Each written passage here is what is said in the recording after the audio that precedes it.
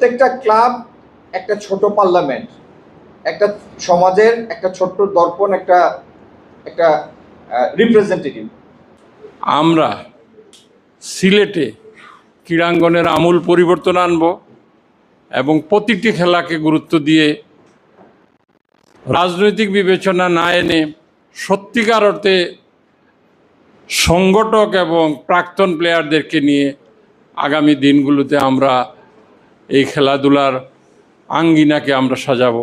আজকে আমাদের ক্রীড়া সামগ্রী বিতরণ অনুষ্ঠান, অনেক বছর পরে আজকে এরকম একটা অনুষ্ঠানে উপস্থিত হয়েছি যেখানে ক্রীড়া সামগ্রী ক্রীড়াবিদদের মধ্যে বিতরণ করা হচ্ছে। এই ধরনের একটি উদ্যোগ নেওয়ার জন্য আমি আমাদের মাননীয় জেলা প্রশাসক সহ সংশ্লিষ্ট যারা আছেন তাদেরকে ধন্যবাদ এবং কৃতজ্ঞতা জানাচ্ছি। এবং আমি মনে করি যে আজকের এই ক্রীড়া সামগ্রী বিতরণ অনুষ্ঠান আমাদের দলের নির্বাচনী ওয়াদারই একটি পদক্ষেপ এবং খেলাধুলায় উৎসাহিত হওয়ার জন্য, খেলাধুলাটাকে স্বাভাবিকভাবে চালু রাখার জন্য যে পদক্ষেপ নেওয়া দরকার, আমাদের সিলেটের মাননীয় মন্ত্রী উনি পদক্ষেপ গ্রহণ করবেন সেই আশাবাদ ব্যক্ত করে সকলকে ধন্যবাদ জানিয়ে আমি আমার বক্তব্য শেষ করছি।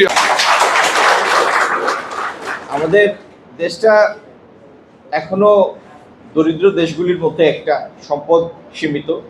তারপরেও আমরা প্রত্যেকটা ক্ষেত্রে একটা নতুন উদ্দীপনা সৃষ্টি করতে চাই। আপনারা যারা ক্লাবের প্রতিনিধি আছেন, ক্রীড়া সংগঠন আছেন, প্রত্যেকটা জায়গায় আপনাদের ক্লাবগুলিকে সচল করুন।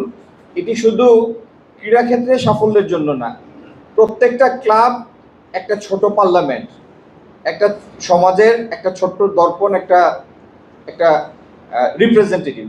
আপনারা যদি আপনাদের পাড়ায়, আপনাদের ওয়ার্ডে সামাজিকভাবে সামাজিক শক্তিগুলিকে সংগঠিত করেন, মুরব্বীদের আপনাদের উপদেষ্টা বানান, তাহলে কোনো ওয়ার্ডে এই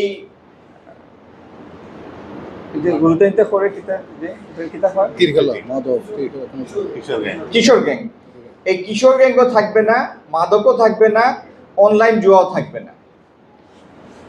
এই নেতৃত্ব দেওয়ার জন্য আপনাদের উদ্যোগ নিতে হবে ক্লাবগুলি। আপনারা পারবেন না? আর এই অনলাইন জুয়া যদি একটু অপ্রাসঙ্গিক হয়ে যায়, তবু মুখে আসলে যখন একটু বলি, এই অনলাইন জুয়ার শাস্তি দেওয়ার জন্য কোনো ভালো আইন নাই। আইন প্রণেতারা এই অনলাইন জুয়ার কথা চিন্তাও করেন নাই, চিন্তা করার আগেই এটা মাঠে চলে এসছে। তো ইনশাল্লাহ এটার বিরুদ্ধে আমরা ভালো শাস্তির ব্যবস্থা করে সেরকম আইন প্রণয়ন করব।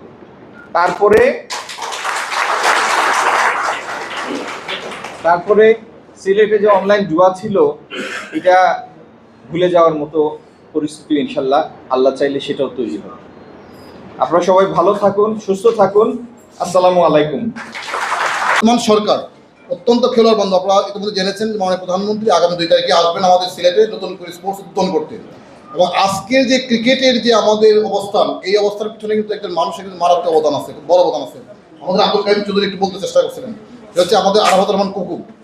ওনার সময় কিন্তু আজকের ক্রিকেটের যে এই সফলতা, সাকসেস, এইটা তখন থেকে শুরু হয়েছে এবং ওনার প্ল্যানিংয়ের কারণে কিন্তু ক্রিকেটের আজকের অবস্থান আসছে। এই জন্য বর্তমান সরকার অত্যন্ত খেলোয়াড় বান্ধব। আমরা আশা করছি যে আমাদের সমাজে অনেক বেশি ভালো খেলোয়াড় তৈরি হবে এবং খেলোয়াড়দের কাছে মাননীয় আজকে প্রধান অতিথি যে প্রত্যাশা ব্যক্ত করছেন, সেই প্রত্যাশাগুলি আশা করি পূরণ হবে। ধন্যবাদ সবাইকে। আসসালামু আলাইকুম।